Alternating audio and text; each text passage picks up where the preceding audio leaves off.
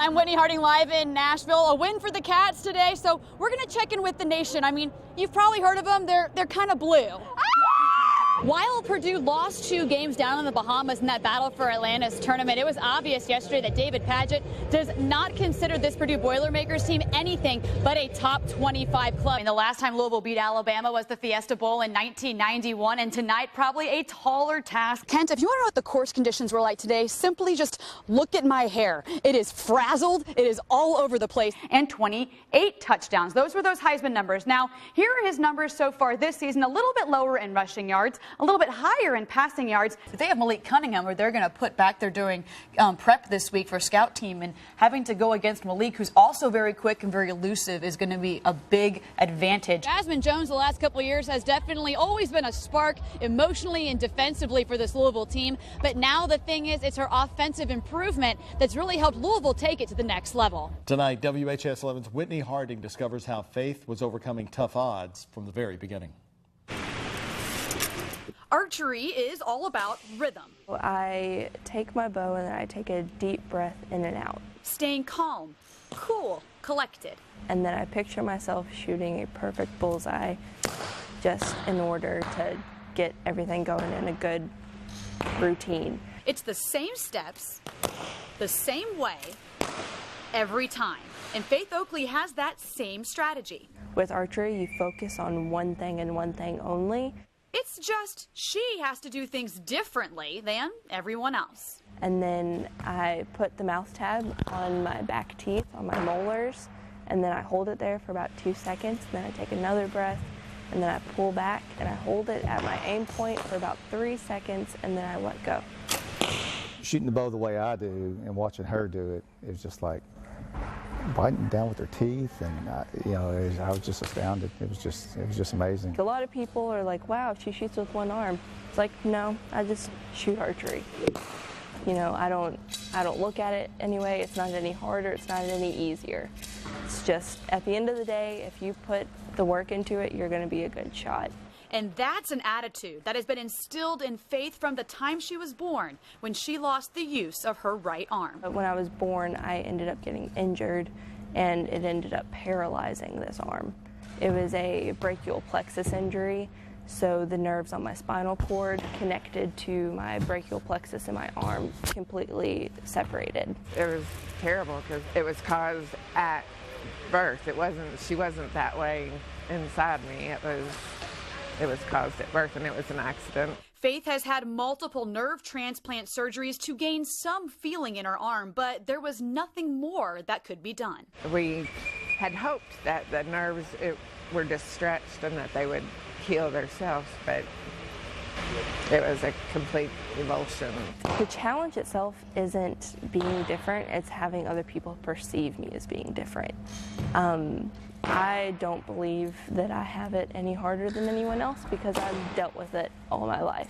Never expected archery either. Matter of fact, I tried to kind of deter her away from that because felt like it was probably something that she couldn't do. Boy, was I wrong. I don't like it when people tell me I can't do something. So whenever someone's like, oh, I don't know if you can do that, you don't have enough hands or whatever, like, try me, because I will find a way.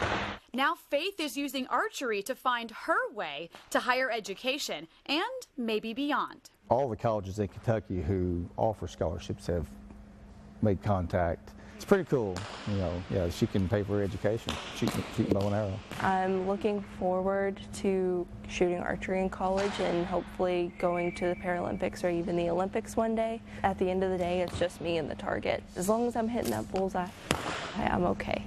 There is a college in Yankton, South Dakota called Mount Marty College. And what is so neat about them is they have this massive archery complex. The National Archery Group, actually, that's where they go before Olympics and Paralympics. They have talked to her. She has gone to visit the school. And the U.S. Paralympic team coach is actually a coach there. Wow.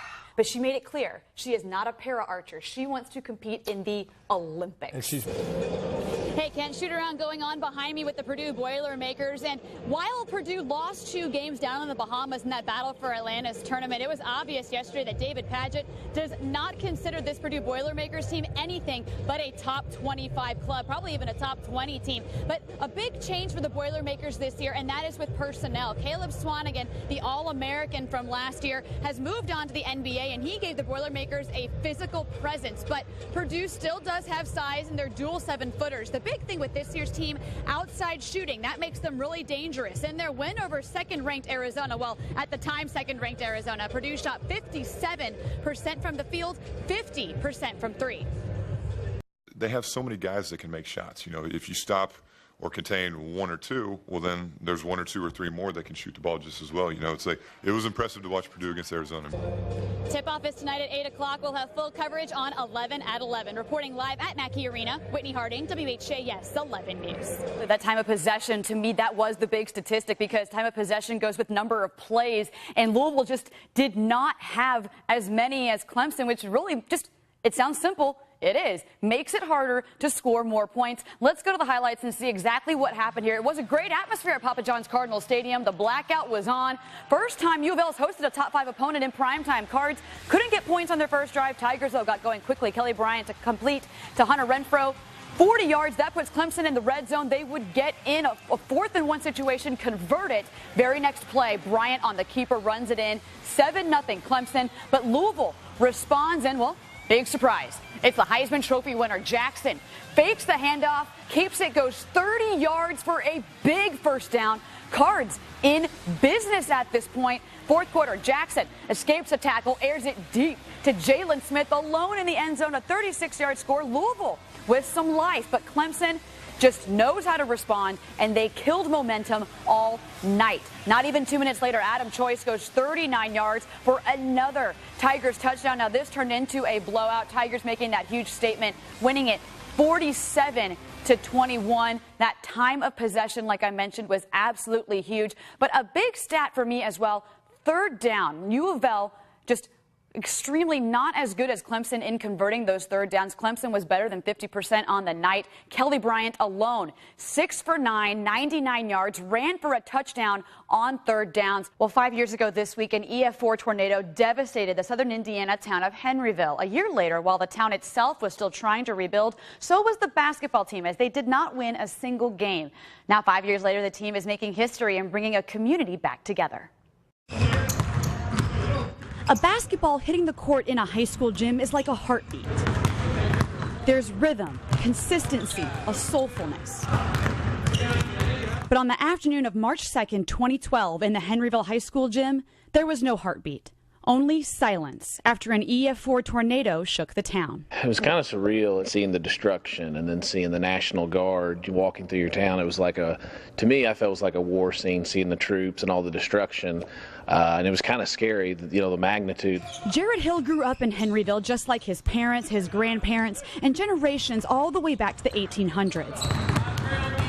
Coming back to his hometown as a teacher and coach was something he always wanted to do, but he had no idea how crucial his influence would be. The year after the tornado hit, the Hornets basketball season really resembled the town's struggle. The team went 0-20. It was really hard, not winning any games. I was the junior varsity coach still, and it was pretty hard to stomach. The team basically was destroyed for 2 years. It was tough on us. It was tough on the team as a community, and it was really just heartbreaking. But to see where we are now, it's that much more sweeter.